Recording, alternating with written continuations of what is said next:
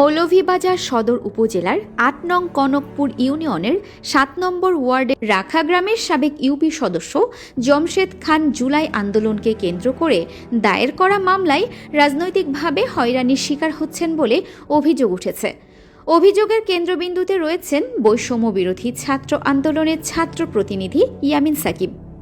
২০২৪ সালের আগস্টে গণ অভ্যুত্থান ও জাতীয় রাজনৈতিক পরিবর্তনের পর শিক্ষার্থীদের ওপর হামলা ও ভাঙচুরের অভিযোগে মৌলভীবাজারে বিভিন্ন নামে বেনামে কয়েক শতাধিক মামলা হয়। এসব মামলায় আন্দোলনের সঙ্গে জড়িত না থাকা অনেকের নামও অন্তর্ভুক্ত করা হয়েছে বলে স্থানীয়ভাবে অভিযোগ রয়েছে। জানা যায়, ওই সময় ইয়ামিন সাকিব বাদী হয়ে মৌলভীবাজার মডেল থানায় একটি মামলা দায়ের করেন। মামলাটিতে পলাতক আওয়ামী লীগ নেতাকর্মীদের পাশাপাশি বাহার মর্দনের জমশেদ খানের নামও আসে। এরপর থেকেই তাকে বিভিন্নভাবে হয়রানি করা হচ্ছে বলে দাবি করেন তিনি। ৫ তারিখের আন্দোলন যেটা হয়েছে ওটার উপরে আমার উপরে মামলা দিয়েছে, কিন্তু আন্দোলন আমি কইতামও পারি না, জানিও না। আমি আসতাম আরো খানো মেহমানদারিত, ইয়ামিন করি একটা মামলা হয়েছে। আমার ছেলের কাছে পয়সা দাবি করে, আমার কাছে পয়সা দাবি করে, কিন্তু আমার খুব একটা হয়রানি করা হয়েছে। তিনি জানান, ৫ তারিখের আন্দোলনের বিষয়ে আমি কিছুই জানি না।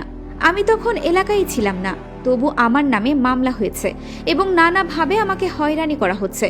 এদিকে এই অভিযোগ অস্বীকার করে বৈষম্য বিরোধী ছাত্র আন্দোলনের সমন্বয়ক ইয়ামিন সাকিব জানান, মামলার সময় বিভিন্ন সূত্র থেকে যেসব নাম আসে সেগুলোই অন্তর্ভুক্ত করা হয়।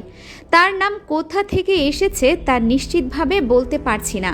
তার দাবি, জমশেদ খানকে মামলার তালিকা থেকে বাদ দেওয়ার জন্য তিনি ৩ বার লিখিত আপিল করেন, কিন্তু কোনো পরিবর্তন হয়নি।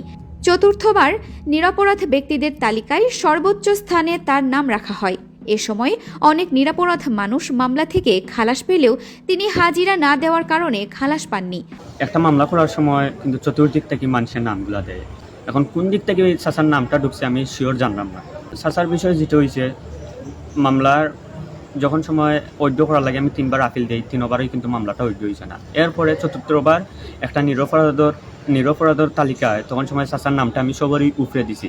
চাচা কৌটো আইয়া উঠছই না, তখন সময় অনেকের জামিন হয়েছে, কিন্তু চাচা আইসই না ডরাইয়া। আমি স্বয়ং কইছি চাচারে যে চাচা আপনি আইন, কিন্তু চাচা আইসই না।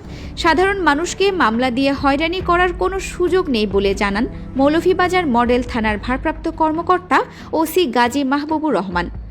সাধারণ মানুষ হয়রানির কোনো সুযোগ নাই, এই কথাটা ঠিক না। অনেকেই মনে করছেন, জুলাই আন্দোলনের সময় অস্থিরতার কারণে তড়িঘড়ি করে করা মামলাগুলোর একটি পূর্ণাঙ্গ পুনঃতদন্ত এখনও জরুরি। তারা বলছেন, প্রকৃত দোষীরা যেন বিচারের মুখোমুখি হয় এবং নিরপরাধ কেউ যাতে আইনি জটিলতায় না পড়েন, সেদিকে প্রশাসনের আরও মনোযোগ প্রয়োজন। আরিফিন ফারহা, মৌলভীবাজার টিভি।